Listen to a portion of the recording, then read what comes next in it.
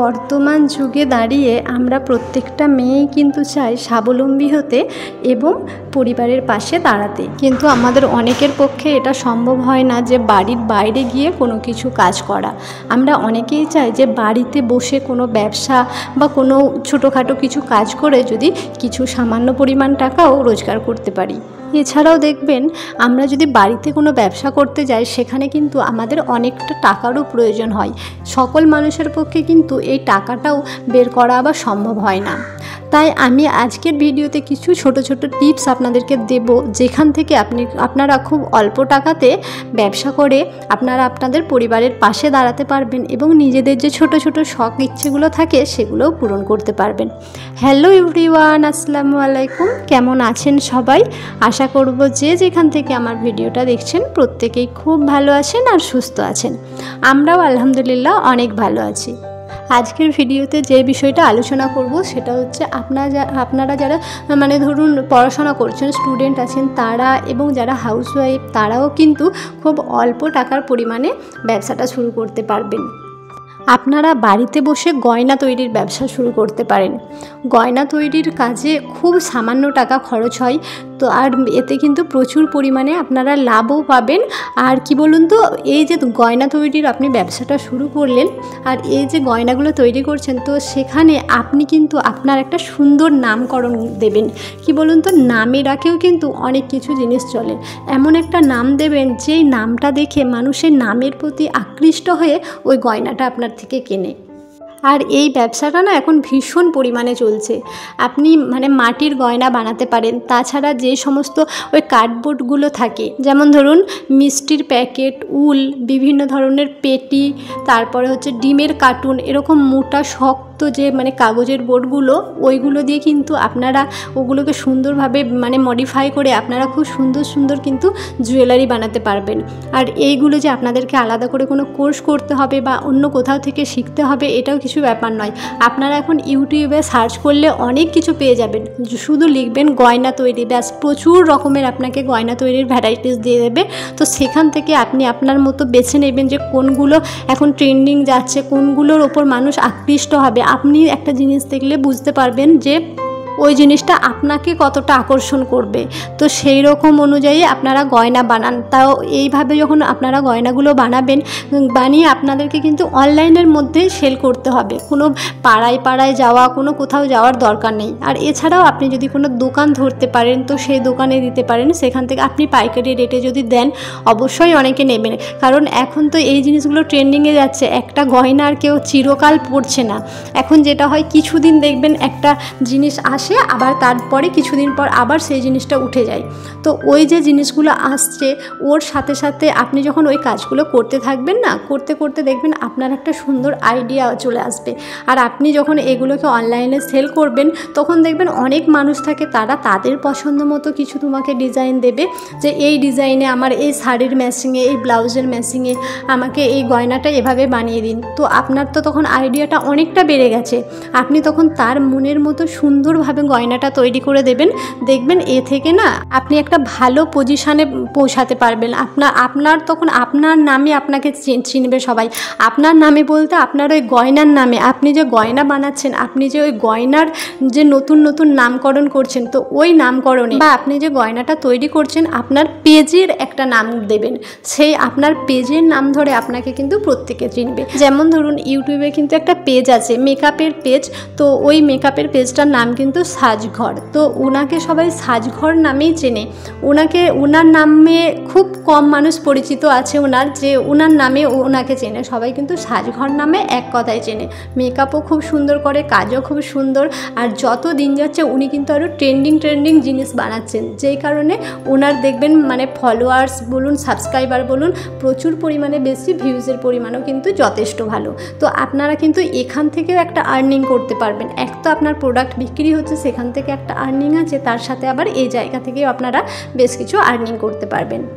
এছাড়াও ধরুন যখন বিভিন্ন রকমের পুজো আসে, তো পুজোর সময়তে আপনারা যদি পাঞ্জাবির ওপরে শাড়ির পাড়ে সুন্দরভাবে কাজ করেন, ফেব্রিকের কাজ, ওই কাজগুলোরও কিন্তু ভালো ডিমান্ড আছে এখন। কি বলুন তো, খুব কম খরচ। ফেব্রিকের কাজ যদি আপনি করেন, এখানেও কিন্তু আপনার বিশাল একটা খরচ আছে, সেটাও কিন্তু নয়। তো আপনি আলুকে কেটে সুন্দরভাবে ডিজাইন করে সেই ডিজাইনগুলো শাড়ির মাঝে প্রিন্ট দিলেন, তারপরে শাড়ির পাড়টাতে ধরুন সুন্দরভাবে একটা আলপনার যে ডিজাইনগুলো হয় ওই ডিজাইনগুলো করলেন। আর এই সমস্ত কিছু কিন্তু আপনি ইউটিউব থেকে পেয়ে যাবেন। দেখবেন এই কাজগুলো এখন ভীষণ ট্রেন্ডিংয়ে যাচ্ছে।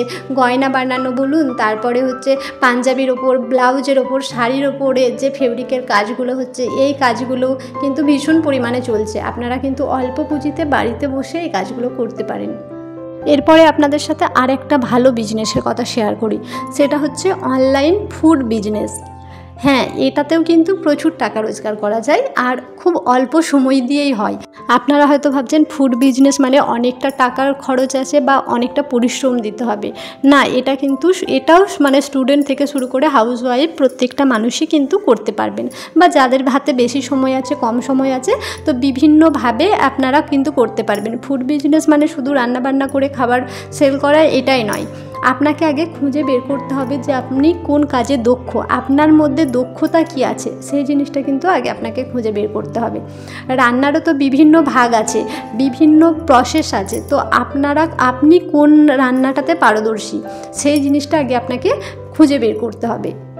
যেমন ধরুন আপনি হয়তো মিষ্টি জাতীয় জিনিস খুব ভালো বানান, কেউ আছেন নোনতা জিনিস খুব ভালো বানায়, আবার কারোর মধ্যে এরকম দক্ষতা আছে যে টক জিনিস ভালো বানায়, মানে বিভিন্ন ধরনের আচার, এইসব ভ্যারাইটিস কিন্তু খুব ভালো করতে পারে।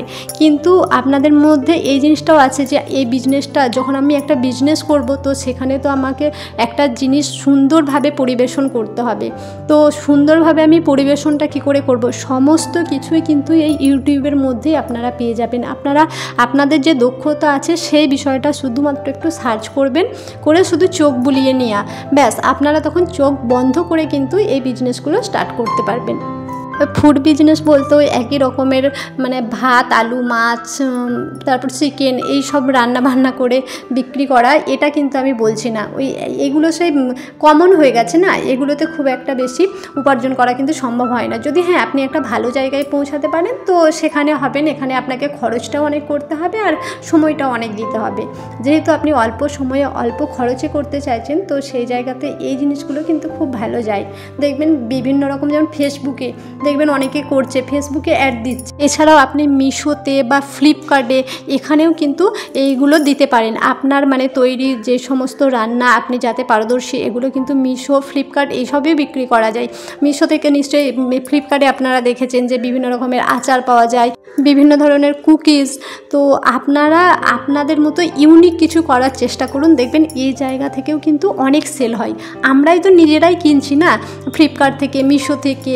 তারপর ফেসবুকে যদি কোনো কিছু দেখলাম, কেউ কেক তৈরি করছে, করে সেখানে অ্যাড দিচ্ছে, আমরা আমাদের স্পেশাল ডেতে কিন্তু সেখান থেকে কেকটাও অর্ডার করি। তো আপনারাও মানে শুধুমাত্র একটু বুদ্ধি নেওয়া, মাথাতে নিয়ে আসা যে হ্যাঁ এখান থেকে আমরা যেহেতু জিনিস কিনছি, তো আমাদের থেকেও তো কেউ কিনবে না, তো এই জায়গা থেকে অবশ্যই উপার্জন করা যায়। আমরা যে কিনছি সেই জায়গা থেকে তো কেউ উপার্জন করছে, তো আমরাও যখন এই প্রোডাক্টগুলো এখানে অ্যাডের মাধ্যমে দেবো, তো সেখানে আমাদের থেকেও কিন্তু কেউ কিনবে। আর এখান থেকে দেখবেন বেশ অনেকটা পরিমাণে টাকা রোজগার করা যায়। তো চলুন, অনেক তো জ্ঞান দিয়ে ফেললাম, এবার কাজের কথায় আসি যে আজকে আমরা কোথায় এসেছি সেটাই শেয়ার করা হয়নি। এই ভিডিওটা 4 তারিখে শ্যুট করেছিলাম। তো এখানে একটা উৎসব ছিল, ওনাম। আমাদের ওয়েস্ট বেঙ্গলে যেমন থাকে দুর্গাপুজো, ঈদ, এগুলো একটা মানে বড় উৎসব, তো এখানে বড় উৎসব ছিল ওনাম। ওনামের দিনে আমরা একটু বেড়াতে গিয়েছিলাম। এখানে একটা প্যালেস আছে, ওই প্যালেসে গিয়েছিলাম। আর মিউজিয়ামের মধ্যে যে ছোট একটা পার্ক ছিল, ছোট নয় মোটামুটি বেশ ভালোই বড়। মিউজিয়াম তো 5টার মধ্যে বন্ধ হয়ে যায়, সেই জন্য মিউজিয়ামে ওই দিন আমাদের ঢোকা হয়নি। ওই বাইরের পার্কটা থেকে ঘুরে এসেছিলাম। আসার পর ওখান থেকেই কিছুটা ওই 1 কিলোমিটার 1.5 কিলোমিটার মতো হেঁটে এলেই কিন্তু এই প্যালেসটাও কিন্তু খুব সুন্দরভাবে সাজানো হয় এই ওনামের সময়তে। এমনিতে সেরকমভাবে দেখার কিছু নেই, বেশ বড় এরিয়া, গাছপালা প্রচুর আছে। আর মোটামুটি ভালো, এসে বসে থাকতে বিকালের দিকে বেশ ভালোই লাগবে, জায়গাটা ভালো। কিন্তু এই লাইটিং, এত কিছু ডেকোরেশন, এটা কিন্তু এই উৎসব উপলক্ষেই হয়েছে। আপনারা তো দেখলেন যে এই প্যালেসের ভেতরটা কত সুন্দরভাবে সাজানো হয়েছে, বিভিন্ন রকমের কাগজ দিয়ে ওই ফুলের ডিজাইন করেছে, আর গাছগুলোর মধ্যে লাইটিংয়ের ডেকোরেশনগুলোও কিন্তু খুব সুন্দর করেছে। এই প্যালেসের ভেতরে প্রচুর গাছ আছে, আর প্রতিটা গাছের ওপরে এই যে লাইটিংয়ের ডিজাইনগুলো না অসাধারণ লাগছিল। আর এখানটা যে দেখতে পাচ্ছেন, এখানটা আমরা কিন্তু বাইরে বেরিয়ে চলে এসেছি ফেরার সময়তে। আর আমরা যেহেতু ঢুকেছিলাম যখন, তখন তো দিন ছিল, ওই বিকাল 5টা এরকম বাজবে হয়তো, সেই জন্য লাইটিংগুলো অতটা ফুটেনি। সেই জন্য বেরোনোর সময় ওই গেটের কাছের যে লাইটিংটা, ওটা একটু আপনাদেরকে দেখিয়ে দিলাম। তো এরপর আমরা বাড়ি যাচ্ছি। দেখুন রাস্তাতে কী হারে ভিড় জমেছে, যত সন্ধ্যা হচ্ছে তত মানুষের সমাগম বেড়ে যাচ্ছে। আর আমরা যেহেতু বেটুকে নিয়ে গিয়েছিলাম, আর আমাদের এখান থেকে মোটামুটি একটু দূরত্ব আছে, সেই জন্য আমরা একটু বেলাবেলেই চলে গিয়েছিলাম, গিয়ে তাড়াতাড়ি বেরিয়ে চলে আসছি। আর দেখুন না, চারিদিকে পুলিশের ছয়লাপ, সেরকম কিছুই নয়। আমাদের ওখানে যেমন পুজো হয়, ঠাকুর তৈরি হয়, এখানে কিন্তু কোনো ঠাকুর তৈরি হচ্ছে বা এরকম কোনো কিছু নয়। এই সমস্ত জায়গাগুলোকে সুন্দরভাবে সাজানো হয়েছে, রাস্তাঘাট এ লাইট দিয়ে সাজানো হয়েছে, ব্যাস ওই একটু ভালো মন্দ খাওয়া দাওয়া হয়, কুটুম বাড়ি যাওয়া হয়, এই রকমই কিন্তু সিস্টেম। আর এই প্যালেস থেকে যে আমরা বাস ধরতে যাব, এটা কিন্তু 1 থেকে 1.5 কিলোমিটার মতো রাস্তা যেতে হবে। তো এই পুরো রাস্তাটাই কিন্তু দেখছি এরকম সুন্দরভাবে মানে সাজিয়েছে। দেখুন এইটা মনে হচ্ছে না আকাশের ওপরে, এই যে লাইটিংটা দেখছেন তো, এই লাইটিংটা না পুরো মনে হচ্ছে যেন আকাশের ওপরে করেছে। কিভাবে করেছে জানি না, ছোট ছোট তারার মতো দেখতে লাগছে, ওগুলো কিন্তু তারা নয়, দূর থেকে দেখে মনে হচ্ছে যেন তারা। আর এখানে দেখুন হিন্দু, মুসলিম, খ্রিস্টান বলে কোনো কিছু নয়, প্রত্যেকেই কিন্তু দেখছি এনজয় করছে এই। আজ তাহলে আসি, ততক্ষণ আপনারা ভালো থাকবেন, সুস্থ থাকবেন, আমাদের জন্য অনেক দোয়া করবেন।